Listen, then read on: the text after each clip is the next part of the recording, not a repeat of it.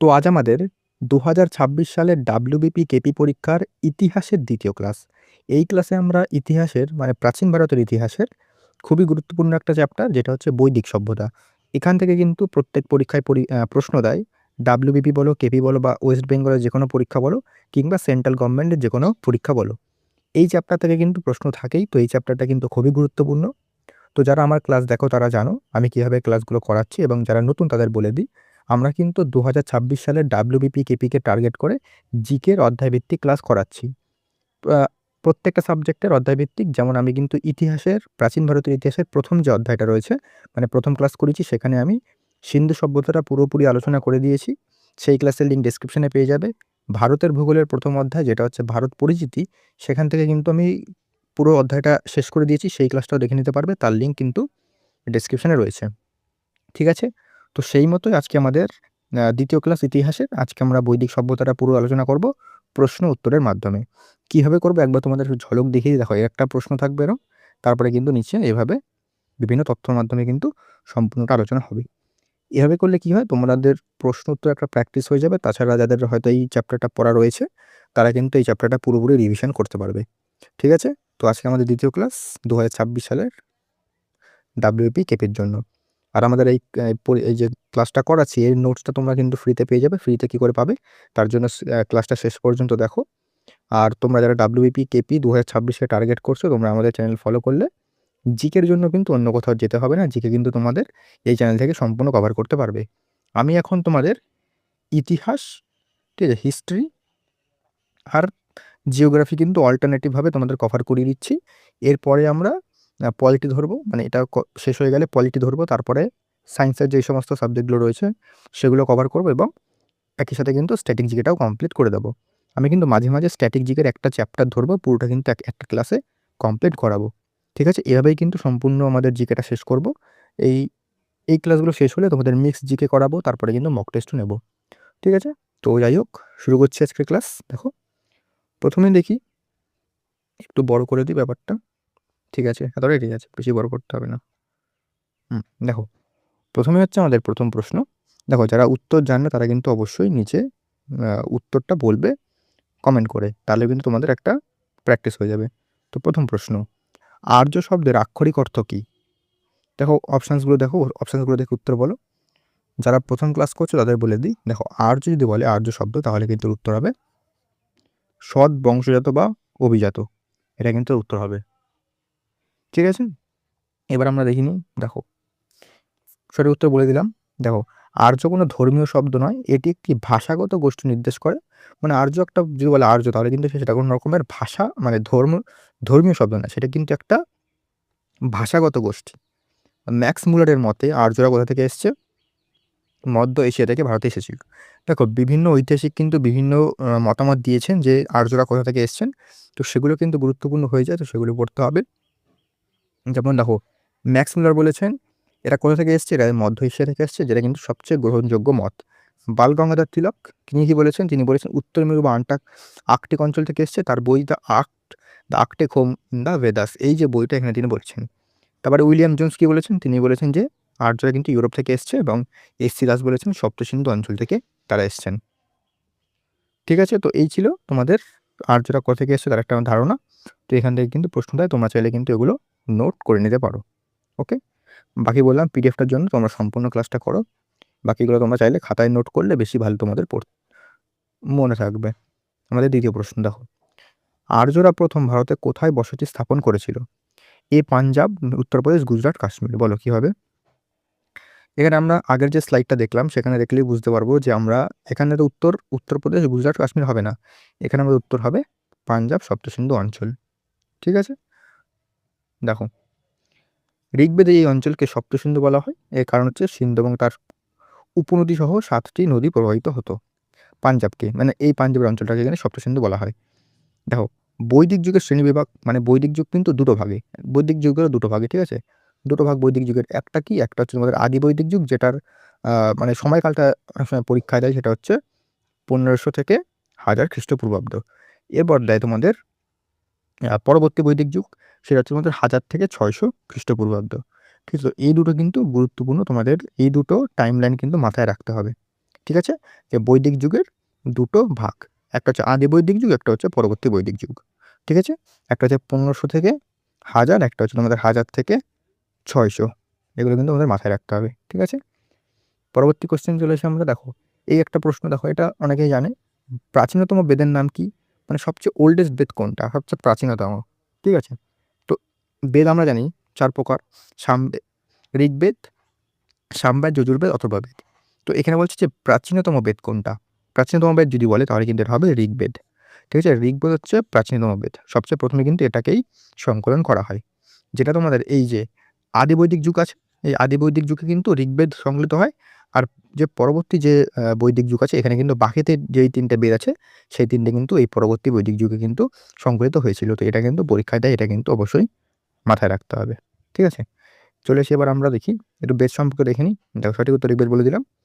দেখো, প্রথমে হচ্ছে ঋগ্বেদ। ঋগ্বেদের বিষয়বস্তু স্তোত্র এবং প্রার্থনা। এটা কিন্তু এর উপবেদ আছে। দেখো, এর যে বেদের প্রত্যেকটা কিন্তু উপবেদ আছে, এগুলো কিন্তু গুরুত্বপূর্ণ। তো এটাগুলো মনে রাখবে যে ঋগ্বেদের উপবেদ হচ্ছে আয়ুর্বেদ। ঠিক আছে? সেটা হচ্ছে চিকিৎসা রিলেটেড। সামবেদ, সামবেদ হচ্ছে কি সঙ্গীত এবং সুর। এখানে হচ্ছে গান্ধার্ব বেদ, এটা হচ্ছে সঙ্গীত। তারপর যজুর্বেদ, এটা হচ্ছে যজ্ঞ, আচার অনুষ্ঠান, এগুলো বিষয়বস্তু এটার। এবং এর উপবেদ হচ্ছে ধনুর্বেদ, যেটা হচ্ছে যুদ্ধবিদ্যা। এবং অথর্ববেদ, যেটা হচ্ছে জাদুবিদ্যা, ভেষজ ইত্যাদি কিন্তু এর বিষয়বস্তু। এবং এর উপবেদ হচ্ছে শিল্পবেদ, মানে স্থাপত্য রিলেটেড। ঠিক আছে? তো এইগুলো কিন্তু মাথায় রাখবে, কোন বেদের বিষয়বস্তুটা কী এবং এর উপবেদগুলো কী। এগুলো কিন্তু প্রত্যেকটা পরীক্ষায় এসছে। ঠিক আছে? মানে এখানে প্রত্যেকটা জিনিস কিন্তু পরীক্ষায় আসা তথ্য। তো এগুলো কিন্তু অবশ্যই মাথায় রাখতে হবে। দেখো, এরপরে আমরা ঋগ্বেদ সম্পর্কে একটু দেখি, কারণ ঋগ্বেদ থেকে কিন্তু বেশিরভাগ প্রশ্ন আসে। মানে এই যে বেদগুলো আছে, যেমন এই যে সামবেদ, যজুর্বেদ, অথর্ববেদ, এখান থেকে প্রশ্ন একমাত্র কি আসে যে এর বিষয়বস্তু কি, এর বিষয়বস্তু কি, এর বিষয়বস্তু কি, বা এর উপবেদ কি। জাস্ট এগুলোই আসে, এর বাইরে আসে না। ২-১টা জিনিস আছে যে অথর্ববেদ থেকে আসে, সেটা আমি তোমাদের পরে বলছি। বাকি কিন্তু এখানে আমি যদি দেখি তাহলে কিন্তু ঋগ্বেদ, এটা কিন্তু সবথেকে বেশি গুরুত্বপূর্ণ। ঠিক আছে? দেখো, ঋগ্বেদের সম্পর্কে একটু দেখে নিই আমরা। দেখি, দেখো এটি হচ্ছে পৃথিবীর প্রাচীনতম সাহিত্যিক নিদর্শন, এটা মাথায় রাখবে। এখানে কিন্তু এই ঋগ্বেদে মোট কিন্তু ১০ খানা মণ্ডল আছে, এটা মাথায় রাখবে। এটা কিন্তু খুব গুরুত্বপূর্ণ। ১০টি মণ্ডলে বিভক্ত। এর মধ্যে ২য় থেকে ৭ম মণ্ডল কিন্তু সবচেয়ে পুরনো এবং একে ফ্যামিলি বুকস বলা হয়। এটা কিন্তু মাথায় রাখবে। মানে ২য় থেকে যে ৭ম মণ্ডল ১০টার মধ্যে, সেটা কিন্তু সবথেকে বেশি পুরনো। ১ম এবং ১০তম মণ্ডল সবচেয়ে পরে যুক্ত করা হয়েছে, এটাও মাথায় রাখবে। সূক্ত, মোট সূক্ত কটা রয়েছে, এটা কিন্তু ১,০২৮টা সূক্ত রয়েছে বা স্তোত্র রয়েছে, এটাও মাথায় রাখবে, গুরুত্বপূর্ণ। শ্লোক রয়েছে প্রায় ১০,৫৮০টি। এবং এটি মূলত দেবতার উদ্দেশ্যে প্রার্থনা বা সত্যের সংকলন, এটা আমি তোমাদের দেখলাম। তো এটা দেখে রাখবে। বাকি যে ঋগ্বেদ পাঠকারী পুরোহিতদের কী বলা হতো? হোত্রী বলা হতো। এটাও কিন্তু গুরুত্বপূর্ণ। এবার আমাদের দেখো, এটা জিনিসটা একটা জিনিস দেখতে হবে, যেটা হচ্ছে মণ্ডল। মানে কোন মণ্ডলে কী বিষয়বস্তু রয়েছে সেটা কিন্তু দেখতে হবে। যেমন ৩য় মণ্ডলে কী রয়েছে? গায়ত্রী মন্ত্র, যেটা কিন্তু খুব গুরুত্বপূর্ণ। ৩য় মণ্ডলটা যদি বলে গায়ত্রী মন্ত্র রচয়িতাকে, তাহলে কিন্তু হবে বিশ্বামিত্র। ঠিক আছে? তারপরে ৭ম মণ্ডল, এটাও কিন্তু খুব গুরুত্বপূর্ণ। এখানে কিন্তু ১০ রাজার যুদ্ধ রয়েছে ৭ম মণ্ডলে। ৯তম মণ্ডলে কী রয়েছে? নবম মণ্ডল, এখানে কিন্তু সোম দেবতাকে উৎসর্গ করা হয়েছে। এবং ১০তম যে মণ্ডলটা রয়েছে, সেখানে কিন্তু এখানে বিখ্যাত পুরুষ সূক্ত আছে, যা প্রথম চতুর্বর্ণ, মানে আমাদের যে চতুর্বর্ণ বলা হয়েছিল, এখানে হচ্ছে ব্রাহ্মণ, ক্ষত্রিয়, বৈশ্য এবং শূদ্র, এই ব্যবস্থার কথা বলে কিন্তু এই ১০ম মণ্ডল। মানে পুরুষ সূক্ত যদি বলে পুরুষ সূক্ত কোথায় রয়েছে, তাহলে কিন্তু হবে ১০ম মণ্ডল। বাকি তোমরা এই ৪টে যে মণ্ডল রয়েছে, ওগুলো কিন্তু প্রত্যেকটা গুরুত্বপূর্ণ, এখান থেকে প্রশ্ন হয়। এবং ঋগ্বেদটাও কিন্তু অত্যন্ত গুরুত্বপূর্ণ, এখান থেকে অবশ্যই দেখে রাখবে। ঠিক আছে? চলে আসি আমরা নেক্সট কোয়েশ্চেন কি বলছে। দেখো, গায়ত্রী মন্ত্র কোন মণ্ডলে রয়েছে? আমরা একটু আগে দেখলাম। তোমরা দেখো, আমি বলছি কি, যদি এই ক্লাসটা পুরোটা করো না, তোমরা কিন্তু নিজেরাই উত্তর দিতে পারবে। পরবর্তী প্রশ্নগুলো যেগুলো বলবো, নিজেরাই কিন্তু উত্তর করতে পারবে। আর এই চ্যাপ্টার থেকে যে কোনো প্রশ্ন আসলে তোমরা অনায়াসে করতে পারবে। তো ক্লাসটা কিন্তু পুরোটা মন দিয়ে করো। ঠিক আছে? বাকি ক্লাসগুলো যেগুলো করেছি সেগুলো করে এসো, তার লিঙ্ক ডেসক্রিপশনে পেয়ে যাবে। তো যাই হোক, দেখো গায়ত্রী মণ্ডল আমি একটু আগে কি বললাম, যেটা হচ্ছে তোমাদের ৩য় মণ্ডলে গায়ত্রী মণ্ডল, গায়ত্রী মন্ত্র। ১০ম মণ্ডলে কি বললাম? পুরুষ সূক্ত রয়েছে। এগুলো কিন্তু আমাদের কিন্তু এগুলো দেখতেই হবে, খুব গুরুত্বপূর্ণ। নবম মণ্ডলে কি রয়েছে? আমাদের সোম দেবতাকে সেটা কিন্তু উৎসর্গ করা হয়েছে। দেখো, আমরা বলে দিলাম যে গায়ত্রী মন্ত্র দেবী সাবিত্রীর উদ্দেশ্যে কিন্তু উৎসর্গ করা হয়েছে এবং এটি রচয়িতা বিশ্বামিত্র। তো কার উদ্দেশ্যে উৎসর্গ করা হয়েছে, এটাও কিন্তু গুরুত্বপূর্ণ। ঠিক আছে? চলে আসি আমরা নেক্সট কোয়েশ্চেন। বৈদিক যুগের প্রধান স্বর্ণ অলঙ্কারের নাম কি ছিল? স্বর্ণ অলঙ্কার বলছে, যদি বলে যে প্রধান স্বর্ণ অলঙ্কারের নাম কি ছিল, তাহলে কিন্তু হবে এটা অপশন নাম্বার এ নিষ্কো। ঠিক আছে, দেখো নিষ্কো কি, এটা একটা মূলত একটি সোনার গলার হার। ঋগ্বেদে এটি উল্লেখ পাওয়া যায়। পরবর্তী সময়ে এটি কিন্তু ওজনের একক এবং বিনিময়ের মাধ্যম হিসেবে জনপ্রিয় হয়। এবং মণাটা কি ছিল, মণা ছিল এটি একটি স্বর্ণালঙ্কার বা স্বর্ণখণ্ড যা ওজনের একক হিসেবে ব্যবহৃত হয়। যদি বলে মণা তাহলে কিন্তু এটা একটা ওজনের একক। যেমন বাটখারা আমাদের একটা ওজনের একক থাকে যেমন টাইপের, সেরকম কিন্তু এটা দেবে। ঠিক আছে, তারপরে এটা কিন্তু খুব গুরুত্বপূর্ণ ওই কোশ্চেনটা, সেটা হচ্ছে সত্যমেব জয়তে কথাটি কোথা থেকে নেওয়া হয়েছে। এটা কিন্তু অত্যন্ত গুরুত্বপূর্ণ একটা প্রশ্ন। ঠিক আছে, এটা অপশনসগুলো দেখে নাও। দেখো সত্যমেব জয়তে আমরা অনেক জায়গায় দেখি, সত্যমেব জয়তে আমাদের এই যে কথাটা, এটা কোথা থেকে নেওয়া হয়েছে, মানে কোন উপনিষদ থেকে বা ঋগ্বেদ থেকে, পুরাণ থেকে, কোথা থেকে নেওয়া হয়েছে। যদি এটা বলে তাহলে কিন্তু এটা হবে উত্তর number B, option number B, এটা হচ্ছে মুন্ডক উপনিষদ। ঠিক আছে, দেখো মুন্ডক উপনিষদ বললাম। দেখো মুন্ডক উপনিষদ যদি বলে কোথায়, সেটা কিন্তু হবে আমাদের অথর্ববেদে কিন্তু মুন্ডক উপনিষদ রয়েছে। এবার দেখো আমাদের বিভিন্ন ধরনের উপনিষদ রয়েছে এবং এই উপনিষদগুলোর নাম কি কি দেখি আমরা। দেখো ঋগ্বেদ হচ্ছে ঐত্তেরীয়, তারপর হচ্ছে কৌশিতকী। সামবেদে কি কি উপনিষদ রয়েছে, ছান্দোগ্য, কেন, তারপর হচ্ছে আমাদের যজুর্বেদে রয়েছে বৃহদারণ্যক, কট, তৈত্তরীয়। অথর্ববেদে রয়েছে মুন্ডক, প্রশ্ন, মান্ডুক্য। ঠিক আছে, বাকি তোমরা এই যে তথ্যগুলো সেগুলো তোমরা পিডিএফ থেকে দেখে নেবে। বাকি তোমাদের এই মোটামুটি দেখো এখানে গুরুত্বপূর্ণ যদি বলে তাহলে কিন্তু যে বৃহদারণ্যক এটা গুরুত্বপূর্ণ আছে, তাহলে মুন্ডক এটা গুরুত্বপূর্ণ আছে, এগুলো কিন্তু গুরুত্বপূর্ণ। বাকি দেখো মুন্ডক উপনিষদ যদি বলে এখানে কিন্তু সত্যমেব জয়তে মন্ত্রটি এখানে রয়েছে, এবং বৃহদারণ্যক যদি উপনিষদ এখানে এটা কিন্তু প্রাচীনতম এবং বৃহত্তম উপনিষদ। যদি বলে প্রাচীনতম উপনিষদ কোনটা, প্রাচীনতম এবং বৃহত্তম, তাহলে কিন্তু হবে বৃহদারণ্যক। ঠিক আছে, এটা কিন্তু গুরুত্বপূর্ণ, এই দুটোই কিন্তু অত্যন্ত গুরুত্বপূর্ণ উপনিষদ। তো এই দুটো কিন্তু মোটামুটি এই দুটো মুখস্থ করলেই মানে মনে রাখলেই হবে। বাকি এগুলো মোটামুটি যদি জাস্ট দেখে রাখবে তাহলেই হবে। ঠিক আছে, কারণ এগুলো থেকে অত বেশি প্রশ্ন হয় না, প্রশ্ন যদি হয় তাহলে এইখান থেকেই হয়। ওকে, তারপর দেখি 10 রাজার যুদ্ধ কোন নদীর তীরে হয়েছিল। দেখি 10 রাজার যুদ্ধ, আমি একটু আগেই বললাম যে 10 রাজার যুদ্ধ আমরা কোন মণ্ডলে দেখতে পারি, এটা হচ্ছে আমাদের সপ্তম মণ্ডলে কিন্তু 10 রাজার যুদ্ধ রয়েছে। এটা বলেছি যে কোন নদীর তীরে হয়েছিল, যদি বলে কোন নদীর তীরে তাহলে কিন্তু হবে পুরুষিনী, এটা পুরুষিনী হবে। পুরুষিনী মানে বর্তমানে কিন্তু রাভি, নদী। ঠিক আছে, দেখো বর্তমান রাভি নদী পুরুষিনী। দেখো 10 রাজার যুদ্ধ একবার দেখি, এই যুদ্ধে কথা ঋগ্বেদের সপ্তম মণ্ডলে রয়েছে, আমি যেটা তোমাদের একটু আগেই বললাম। যুদ্ধটি কোথায় হয়েছিল, এটা হয়েছিল কিন্তু পাঞ্জাবের পুরুষিনী বা রবি নদীর তীরে, রাভি নদীর তীরে। ঠিক আছে, এর পরীক্ষায় কিন্তু নদীর নামটা খুব আসে, এটা ভালো করে মনে রাখবে। এই যুদ্ধ হয়েছিল কাদের মধ্যে, ভারত বলছি, ভরত গোষ্ঠী রাজা সুদাসের সাথে অন্য 10টি উপজাতি রাজার মধ্যে। এখানে জয়লাভ করেছিল যদি বলে তাহলে কিন্তু এখানে ভরত গোষ্ঠী রাজাই কিন্তু জয়লাভ করেছিল। বাকি দেখো এখানে আমাদের একটা জিনিস দেয়, যেটা হচ্ছে মানে প্রাচীনতম নদীর নাম, নদীর যে প্রাচীন নাম এবং নদীর যে বর্তমান নাম সেখান থেকে প্রশ্ন দেয়। দেখো ঝিলামের যদি বলে প্রাচীন নাম কি, তাহলে হবে বিতস্তা। চেনাবের প্রাচীন নাম হচ্ছে আশকিনী। রাভির প্রাচীন নাম হচ্ছে পুরুষিনী। বিয়াসের প্রাচীন নাম বিপাশা এবং সাতলেজের প্রাচীন নাম হচ্ছে শতদ্রী। তো এখান থেকে কিন্তু প্রশ্ন হয়। বাকি তোমরা 10 রাজার যুদ্ধটাও দেখে রাখো, এখান থেকেও প্রশ্ন দেবে। ওকে, চলে আসি নেক্সট কোশ্চেন আমাদের। আর্যদের প্রধান কৃষিজ ফসল কোনটি ছিল। দেখো যদি বলে আর্যদের প্রধান কৃষিজ ফসল তাহলে কিন্তু এটা উত্তর হবে জব। ঠিক আছে, জব হচ্ছে প্রধান কৃষি ফসল। ঠিক আছে, জাস্ট তোমার এটা জাস্ট দেখে রাখবে, এখান থেকে এই প্রশ্নটাই দেয়। দেখো এখান থেকে কিন্তু গুরুত্বপূর্ণ, এটা এখান থেকে প্রশ্ন দেয়। বৈদিক যুগে গ্রামের প্রধানকে কি বলা হতো, তাকে বলো বৈদিক যুগে গ্রামের প্রধানকে কি বলা হতো। এটার উত্তর যদি বলে যে বৈদিক যুগের গ্রামের প্রধানকে যদি বলে কি বলা হতো, তাহলে কিন্তু উত্তর হবে গ্রামণী বলা হতো। ঠিক আছে, এবার আমরা দেখি যে বৈদিক যুগের যে প্রশাসনিক স্তর এবং প্রধান যারা রয়েছেন তাদের কিন্তু এখান থেকে প্রশ্ন দেয়। এটা কিন্তু খুব গুরুত্বপূর্ণ একটা চার্ট, এখান থেকে কিন্তু প্রশ্ন হয়েছে প্রিভিয়াস ইয়ার এবং কিন্তু পরবর্তীতে তোমাদের প্রশ্ন দিতে পারে। ঠিক আছে, দেখো প্রথম হচ্ছে আমাদের প্রথম স্তর কুলের প্রধানকে আমরা কি বলি, কুলপা। আমরা কি বলি, মানে বৈদিক যুগে বলা হতো কুলপা বা গৃহপতি।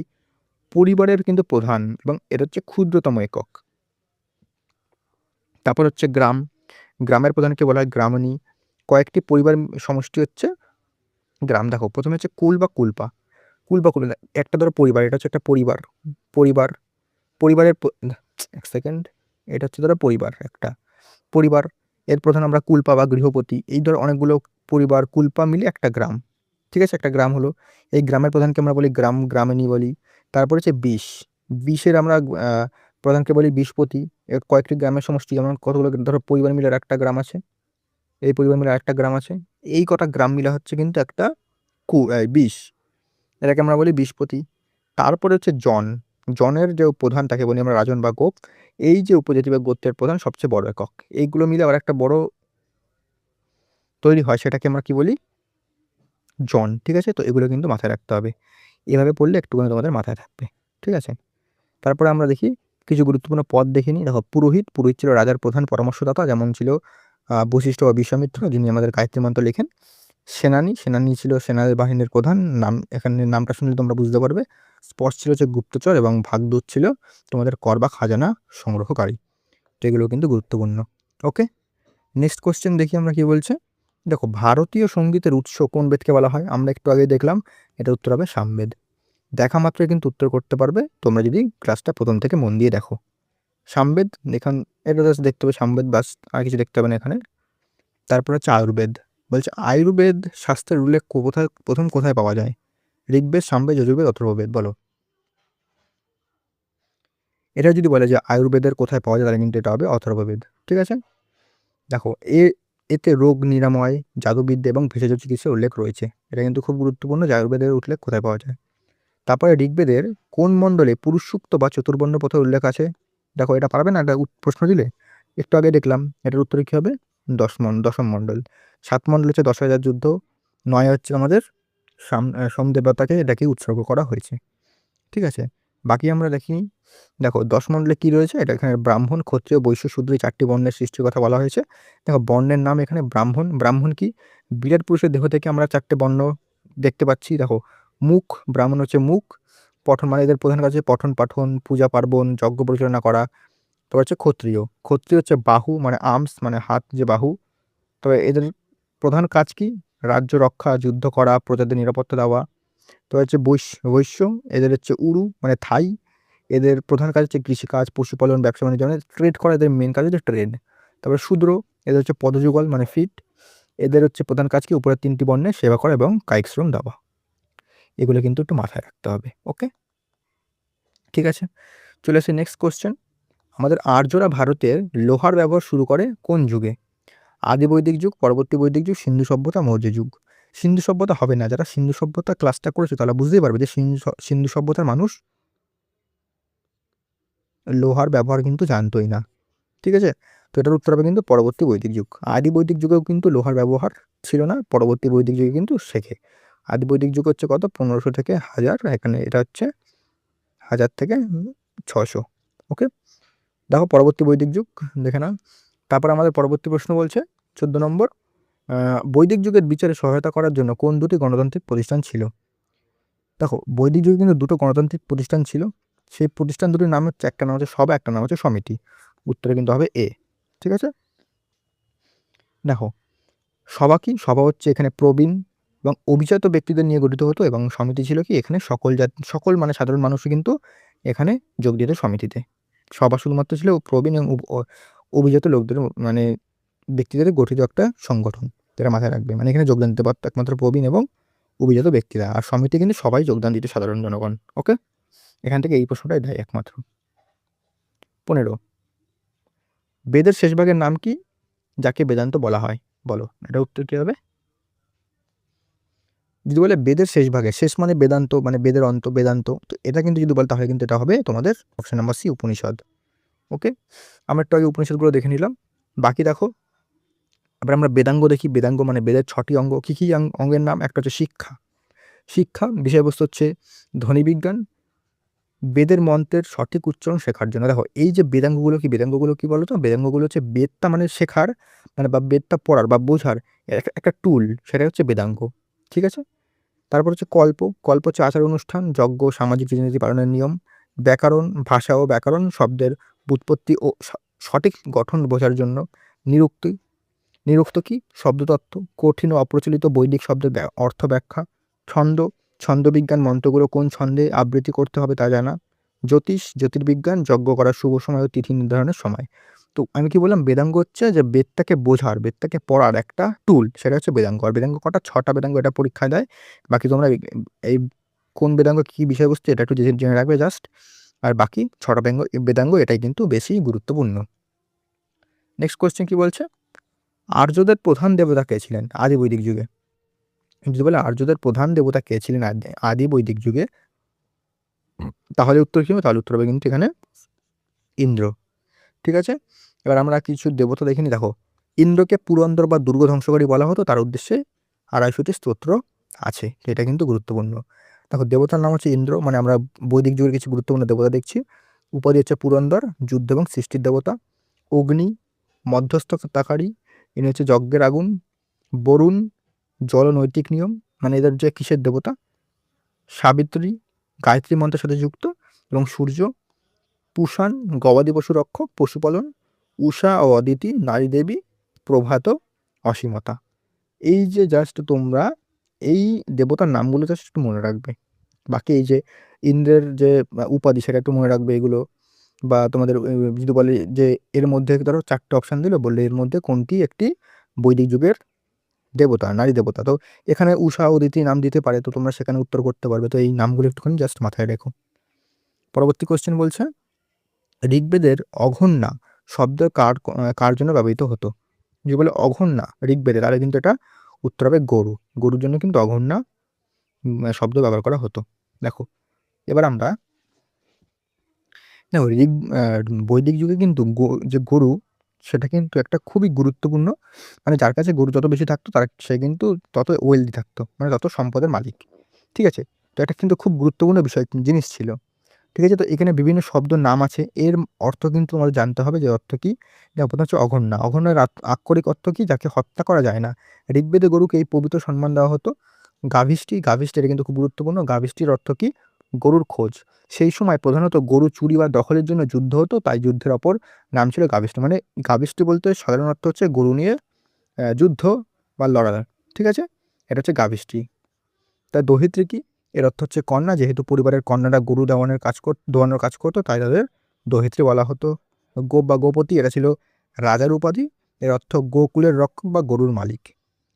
গোমত, যার অনেক গরু আছে, যে ব্যক্তি খুব ধনী তাকে গোমত বলা হতো। মানে সেই যুগে এখন দেখো, এখন কি, এখন হচ্ছে আমাদের যার বেশি টাকা সে ধনী।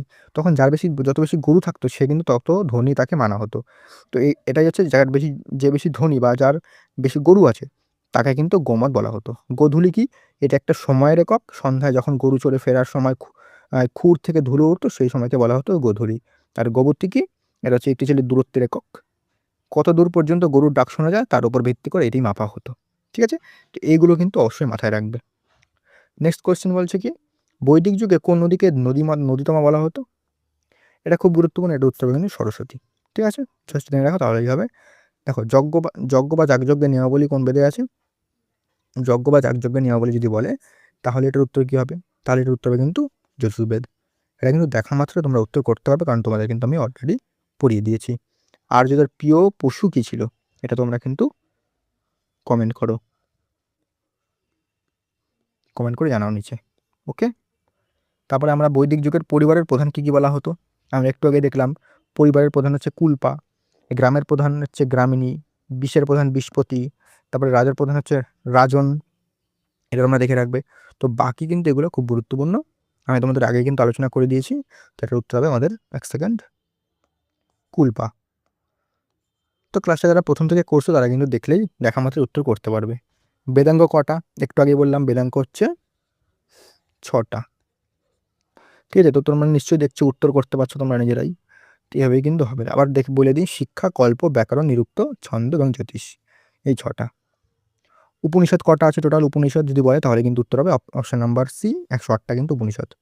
ঠিক আছে, উপনিষদের নাম দেখো, আরও 3টে উপনিষদ গুরুত্বপূর্ণ। আমি এ দুটো তো বললাম, যে মুন্ডক উপনিষদ হচ্ছে সত্যমেব জয়তে স্লোগানটা এখান থেকে নেওয়া হয়েছে, এবং বৃহদারণ্যক হচ্ছে এখানে তোমাদের এটা দেখতে পারো। বাকি তোমাদের এটা হচ্ছে সবচেয়ে বড় এবং প্রাচীন এবং বৃহত্তম উপনিষদ। বাকি মহা উপনিষদটা গুরুত্বপূর্ণ, এখান থেকে বাসুদেবং কুটুম্বকম, এই মন্ত্রটা কিন্তু এখান থেকে নেওয়া হয়েছে। এখানে বসুদেব, এখানে বানানটা হয়তো একটু ভুল আছে, যাই হোক তোমরা একটু দেখে নেবে। বাকি এই যে মন্ত্রটা এখান থেকে কিন্তু নেওয়া হয়েছে। অনেক সময় টাইপিং করতে গিয়ে একটু ভুল হয়ে যায়। ঠিক আছে, একটু ম্যানেজ করতে হবে, আর কিছুই না। আমাদের নেক্সট কোয়েশ্চেন, আর্যরা কোন ধাতুর ব্যবহার জানতো না? দেখো এটা একটু আলাদা টাইপের প্রশ্ন। কেন যদি আমরা বলি, দেখো আদি বৈদিক যুগে যদি বলি, আদি বৈদিক যুগে কিন্তু লোহার ব্যবহার ছিল না। পরবর্তী বৈদিক যুগে আমাদের কিন্তু লোহার ব্যবহার মানে আর্যরা শেখে। তো এখানে হলে লোহা হবে, তবুও আমার মনে হয় না এরকম টাইপের প্রশ্ন তোমাদের দেবে। তাও তোমরা এখানে কিন্তু যদি আসো তাহলে লোহাই করে দেবে উত্তর। ঠিক আছে, বাকি দেখো বৈদিক যুগের বিখ্যাত বিদুষী নারী কে ছিলেন? এটার উত্তর কি হবে? এটার উত্তর হবে কিন্তু অপশন নাম্বার, দেখো গার্গী, লোপামুদ্রা, মৈত্রেয়ী। এখানে কিন্তু তিনটেই হবে, উপরে সব কটাই কিন্তু এই প্রত্যেকজনই কিন্তু বৈদিক যুগের বিদুষী নারী ছিলেন। ঘোষ একজন ছিলেন, তো এগুলো কিন্তু মাথায় রাখবে। ঠিক আছে, এবার আমরা দেখো বৈদিক যুগের কিন্তু বিভিন্ন যে কৃষিজাত পণ্যগুলো রয়েছে তাকে কিন্তু অন্য নামে দেখা হতো। তাদের নাম কি ছিল? মানে জবকে তারা বলতো জব বা বার্লি। এখন যেটা বলি, ব্রীহি কি ছিল? ব্রীহি মানে হচ্ছে ধান, গোধূম মানে গম, তিলা মানে তিল। তো এগুলো কিন্তু জেনে রাখতে হবে যে কোনটাকে তারা কি বলতে। বাকি এখানে বিভিন্ন ছড় দর্শন ছিল, ষড়দর্শনের নাম তোমরা এখানে দেখে রাখবে। যেমন সাংখ্যের রচয়িতাকে মহর্ষি কপিল, যোগ পতঞ্জলি, ন্যায় মহর্ষি গৌতম, বৈশেষিক মহর্ষি কনাড, পূর্ব মীমাংসা মহর্ষি জৈমিনী, বেদাঙ্গ উত্তর মীমাংসা এটা হচ্ছে বাদরায়ণ। তো এই যে ষড়দর্শনের নাম এবং তার রচয়িতা কারা ছিলেন সেগুলো কিন্তু আমাদের জেনে রাখতে হবে। ঠিক আছে, তো এই ছিল তোমাদের সম্পূর্ণ ক্লাস। ঠিক আছে, বৈদিক সভ্যতা আজকে আমরা আলোচনা করলাম। বৈদিক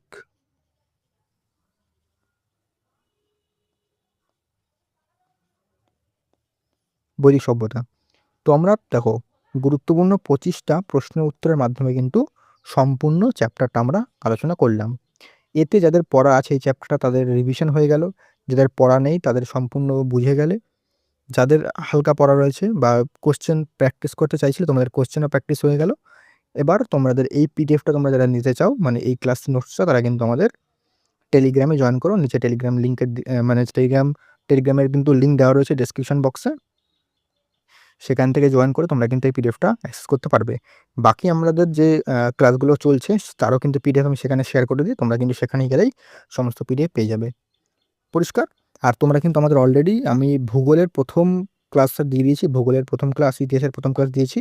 বাকি কিন্তু আমাদের ডাব্লিউবিপি কেপি 2026-এর জন্য ওই পুরো জিকে কিন্তু এই চ্যানেলে আমরা কভার করব। তো একে একে কিন্তু প্রতিনিয়ত তোমরা ক্লাস পাবে। প্রতিনিয়ত ক্লাসের মাধ্যমে কিন্তু আমরা এভাবেই অধ্যায়ভিত্তিকভাবে কভার করব। যখন আমাদের অধ্যায়ভিত্তিকভাবে কভার হয়ে যাবে পুরো, তারপরে কিন্তু আমরা মিক্স কোশ্চেন প্র্যাকটিস করবো, মক টেস্ট দেবো এবং গুরুত্বপূর্ণ টপিকগুলো কিন্তু আলোচনা করে দেবো। ঠিক আছে, তো জিকের জন্য তোমাদের কিন্তু অন্য কোথাও যেতে হবে না, এখান থেকেই সম্পূর্ণ জিকেটা তোমরা কভার করতে পারবে। পরিষ্কার? আর তোমরা চাইলে কিন্তু কোন কোন টপিক, ধরো কোনো পার্টিকুলার টপিক রয়েছে সেগুলো যদি আলোচনা তোমরা হয়তো বুঝতে পারছো না, সেগুলো কিন্তু আমি তোমাদের বুঝিয়ে দেবো। তোমরা সেগুলো অবশ্যই কমেন্ট করো, চ্যানেলটাকে কিন্তু অবশ্যই ফলো করো। ঠিক আছে, আপকামিং যে সমস্ত পরীক্ষাগুলো রয়েছে স্টেট গভর্নমেন্ট বলো সেন্ট্রালের, সমস্ত কিন্তু ক্লাসের জিকে আমি কিন্তু এই চ্যানেলে আলোচনা করবো। তো অবশ্যই কিন্তু চ্যানেলটাকে ফলো করে রাখো। ঠিক আছে, তো দেখা হচ্ছে